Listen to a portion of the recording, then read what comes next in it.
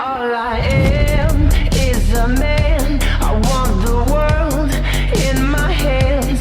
I hate the beach, but I stand in California with my toes. Evet selam, ben Ertuğrul. Ama bugün konumuz bu değil. Bugün günlerden 26 Haziran. Yani üniversite sınavından tam bir hafta sonrası. Peki bu ne mi ifade ediyor? İsterseniz daha sessiz bir yerde özet geçeyim. Güzel ve şanslı bir çocukluk geçirdim ama hep ortalama bir öğrenciydim. Bu yüzden de hedeflerim tam üniversite sınavı ya da üniversite bazlı olmadı. Yani şey olarak düşünüyordum, işte birkaç sevdiğim alana yönelirim yazın. Sonra onlar üzerinde kendimi geliştirip iş sahibi olurum. Ama işler tam öyle olmadı. Aslında geçen hafta sınavdan çıktıktan sonra da tam olarak bunları düşünüyordum. Ama birkaç gün dinlenmeye karar verdim. Yalnız sınavdan 3 gün sonra balo vardı ve balodan sonra akşamın ilerleyen saatlerinde arkadaşıma bir soru yönelttim. Okul hayatının son günü. Farkında mısın dedim. Ve evet, tüm akşam bu soruyu düşündüm. Hayır, okul hayatına çok bayıldığımdan falan filan değil de nedense böyle anlatamadığım bir korku sardı içime. Neyse, bu ergence depresyonumsu şey sonraki sabah uyandığımda çok daha kötüydü. Ne bir şey görmek istiyordum ne bir şey yapmak istiyordum. Ve sonraki gün devam ediyor. Sonraki gün devam ediyor. Gün devam ediyor ama yarın etmeyecek. Çünkü sıkıldım, tamam mı? Tüm bir şey yapmama olayı canımı sıktı. Ne oyun oynuyorum, ne bir şey izliyorum, ne bir şey yapıyorum, ne kendimi geliştiriyorum. Sıkıldım. O yüzden kafa dağıtmak için bir şeyler bulmam lazım.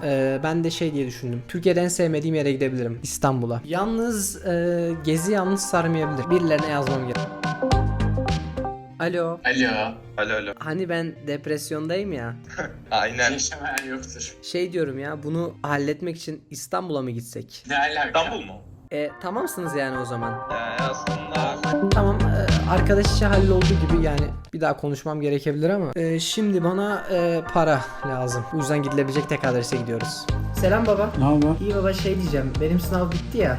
Biz arkadaşlarla İstanbul'a gidelim diyoruz. Ne yapacaksın? Ne işin var İstanbul'da? İşte sınav bitti, kafa dağıtalım, stres atalım falan. Oğlum Ankara'da atayım. Ya ne olur baba ya, İstanbul'a gidelim. Eksiklik olur. Ne kadar para istiyorsun oğlum? Bilmem ki, ne bileyim, gidiş dönüş birkaç bin lira Maksimum 1000 lira verebilirim. Tamam. Teşekkürler. Tatil işi kısmen halloldu. Şimdi geriye tek kalan sanırım bu 5 günü iyi geçirmek ve hep küçükken de düşündüğüm gibi 30 bile olmadan bir şeyler başarmak kaldı.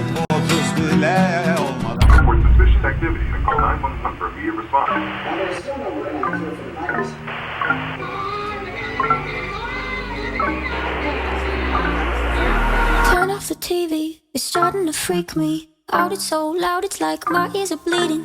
What am I feeling? Can't look at the ceiling. The light is so bright, it's like I'm overheating. This mind isn't mine. Who am I to judge? Oh, I Saatlerimiz 11 ve 5 saat uyuyup geziye başlıyoruz. overwhelmed so easily. My anxiety creeps inside of me, makes it hard to breathe. Words come over me, feels like I'm somebody else. I get overwhelmed so easily. My anxiety keeps me silent. When I try to speak, words come over me, feels like I'm somebody else. I get overwhelmed. All of these faces who don't know what space is. When crowds are shut down, I'm overstimulated. Nobody gets it. Say I'm too sensitive. I can't listen cause I'm eyeing the exits. This mind isn't mine. Who am I to judge? Oh, I should be fine. Tatlı bir tren yolculuğundan artık kalacağımız yere varmıştık ve bu kalma işinde biraz şanslıydık açıkçası. Çünkü geziden önce otel bakarken otellerin günlük 2 ila 4 bin lira olduğunu fark ettim. Neyse ki Emre'nin bir akrabası İstanbul dışındaydı ve evini kullanmamıza izin verdi. Biz de öyle yaptık. Eve geldik, binanın kapısını açtık ama hangi eve gireceğimizi bilmiyorduk. Biz de birini aramak yerine binada sadece 6 daire olduğu için anahtar denemeye başladık. 4 tane yanlış daire denedikten sonra doğru evi bulduk. Eve girdik ve ev için şunu söyleyebilirim. Günlük 2 ila 4 bin lira para ödemediğim için mutluydum. Valizlerle yürüdüğümüz için dinlenme ihtiyacımız olsa da hemen evden çıkıp Kadıköy'den 4. Levent'e doğru yola koyulduk. Çünkü arkadaşlarımızla buluşmamız gerekiyordu. I have a dream, that's all I need. I'll make it happen with some work and belief. Know what I want, so I'll take it on. I've made mistakes, but mistakes make you strong. let's break it down for a minute. I want the crown, I'm gon' get it. You hear me loud, man, I'm winning. Yeah, Charlie Sheen will be grinning. These ladies know that I'm sinning, and this is just the beginning. I'm closing in the night inning. There ain't no point in resisting. Living life like a dream, live it right, that's the thing. Every night got a team, I've been tied to the. Neyse, arkadaşlarımızla buluştuktan sonra hemen bir yemek yedik ve oradan lojmana geçtik. Çünkü eve bir şeyler almamız gerekiyordu. Tüm yol boyunca İstanbul hakkında 3 şey fark ettim. 1. Hava çok kirli ve çok sıcak. 2. Çok fazla insan var ve 3. İnsanlar gergin ve üzgün. Bir süre lojmana da yürüdükten sonra artık 25.000 adımdaydık ve yorgunduk. Biz de tekrar karşıya geçip eve gitme vakti olduğunu düşündük. Yalnız hava yavaştan karardı ve İstanbul'da gece başladı.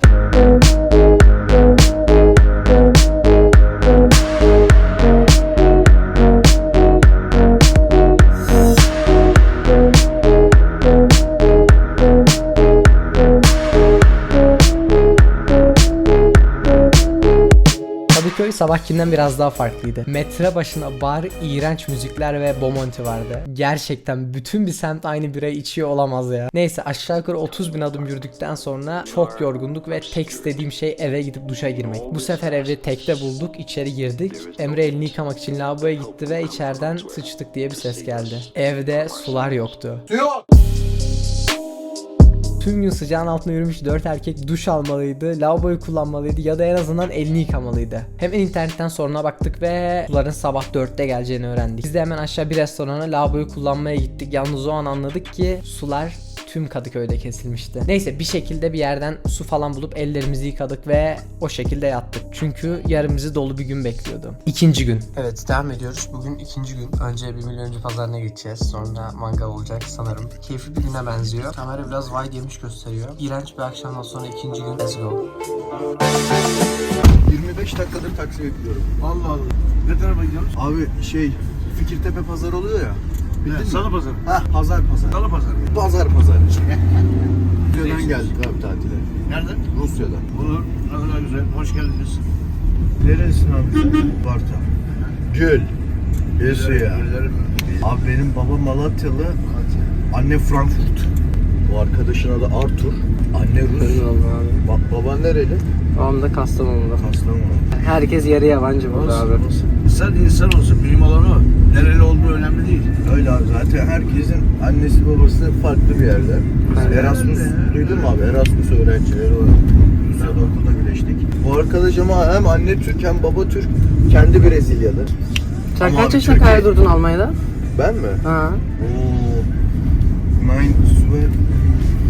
Ich bin kanka yaklaşık 8-9 yıl kaldım. Nerelerde? Bir tek Frankfurt'ta mı kaldın? Frankfurt'ta, Amsterdam'da. Demek ki çocukluğun oralarda Öyle geçti. abi, öyle sorma ya. Kaldıysa Oralar da değişti ama değil mi? Ama var ya, hiçbir yer Türkiye'm gibi değil abi. Tabii. olamazsın. Olamaz da olmasın da. Ülke gıpta edilecek ülke yani. Gerçekten. Savaş Türk'ün düğünüdür. Aynen öyle. Abi biz de bilmeyiz. Tek korkumuz Allah'tır. Bu kadar. Askerliğe gideceğim mi? Sen orada yapacak mısın askerlik? Almanya'da? Almanya'da yok. Vatanımda yapacağım. Ha. Almanya'da ne askerlik yapacağım? Zaten askerlik 6 aya düştü. Aynen öyle abi. Canım minnet derim abi. İnşallah da beni Doğu'ya da verirler. Ben öyle Doğu'da yaptım. Nerede yaptın abi? Doğu ve Ağrı'da. Biz dördümüz ömrümüzde ilk defa pazara gidiyoruz abi, biliyor musun? O da İstanbul'da diye. Yapma ya. Öyle. Çok merak ettim. Evet abi, memnun olduk.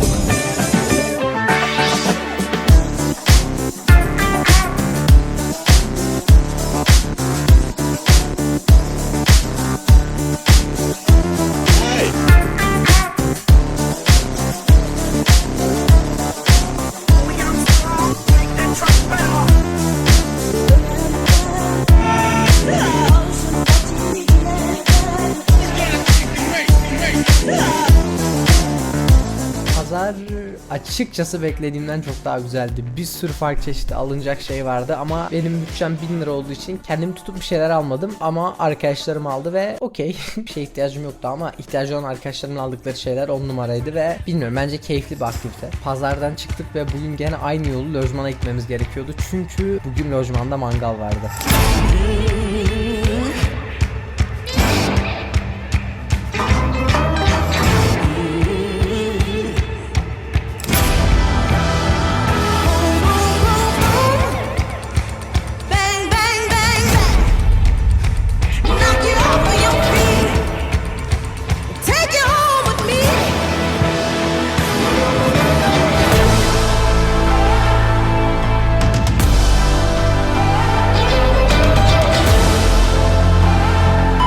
Lojmana geldikten sonra mangal malzemelerini aldık ve mangal yerine doğru 1,5 saatlik yürüyüşe çıktık.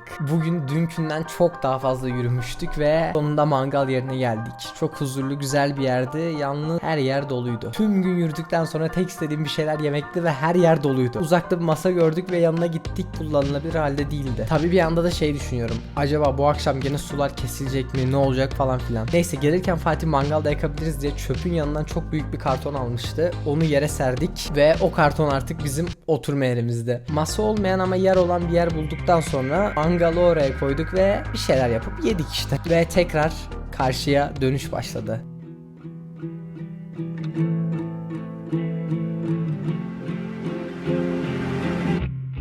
You call me again, drunk in your Benz, driving home under the influence. You scared me to death, but I'm wasting my breath, 'cause you only listen to your fucking friends. I don't relate to you, I don't relate to you, no, 'cause I'd never treat me this shitty.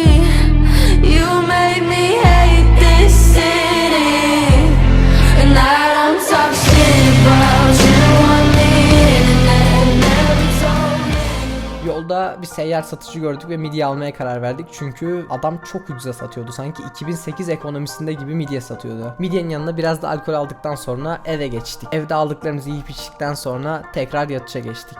Ve son güne, 3. gün yani dönüş gününe uyandım. Duşumu aldım, hazırlandım. Yalnız garip hissediyordum. Tatilden 2 gün sonra, yani bugün konuştuğumuzda anlıyorum ki o gün zehirlenmişim. Planları sekteye uğratmamak için kimseye bir şey söylemedim ve yola devam ettim. Kahvaltı yapıp kahve içtikten sonra İstanbul'daki arkadaşlarımıza vedalaştık ama durumum iyi değildi. Birkaç saat sonra bir tren yolculuğu vardı. Yapacak, gezecek birkaç yerimiz vardı ama iyi değildim. Taksiyle meşhur tatlıcıya giderken arkadaşlarıma inmek istediğimi söyledim ve indim. Yalnız evin yerini tam olarak bilmediğim için hasta halimle yanlış yere yürüdüm ve geri yürüdüm. Yani evet. Eve geldim, yattım ve arkadaşlarım geldiğinde saat 7 idi. Yani trene sadece yarım saat vardı. Aceleyle aşağı indik ve sabahtan beri kafamda olan bu ağrıyla nasıl 5 saat yol gideceğim düşüncesi günün heyecanıyla yok oldu. Hemen taksi durağını aradım ve bir taksi istediğimi söyledim. Yalnız bize taksi olmadığını söylediler. Gerçekten sıçmıştık çünkü tren yarım saat sonra kalkıyordu. Allah'tan karşımızdan o sırada bir taksi geçti. Hemen taksinin önüne atlayıp durdur dedik ve yerleştik. Şimdi geriye gara gidip trene yetişmek kalmıştı. Bir şekilde trene yetiştikten sonra artık dönüş yolu başlamıştı.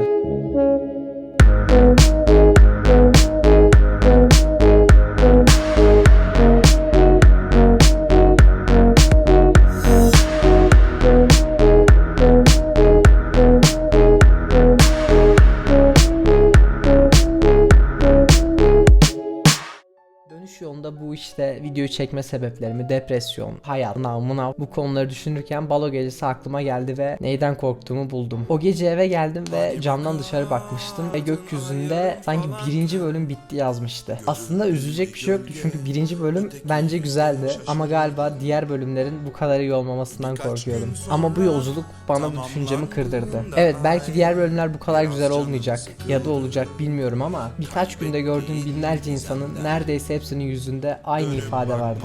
Biliyorum tabii ülkenin bu durumunda bu tarz şeyleri konuşmak biraz saçma ama yine de artık şunu yapmayacağıma eminim. Hayattaki işte üniversite sınavı, okulun bitmesi falan filan gibi anlık sevinç ya da üzüntü yapan konulara o an bile takılmamalıyım. Çünkü uzun vadede bakıp da önemli değilmiş be diyeceğin konular o an yaşadığın üzüntü ya da sevinçle büyüyüp belli bir zaman dilimini mahvedebiliyor. Daha kötüsü içindeki umudu ve en basit dille yaşam sevincini bitiriyor. Küçükken bir huyum vardı. Hep ileriki yaşlarımı tahmin etmeye çalışıyordum ve hep en çok bu yaşı düşünmüştüm. Ve galiba tahminlerim doğru. Belki o zaman hayal ettiğim kadar başarılı değilim ya da o zaman hayal ettiğim hayatı yaşamıyorum ama galiba tek bir şeyi hala doğru yapıyorum. 30 bile olmadan başarmak istediğim hayallerimin peşinden koşuyorum. Dönüp bakma artık kaç yılda geldim dediğin yere. Hayal etmemiştin kim bilir kaç yıl bir kez bile.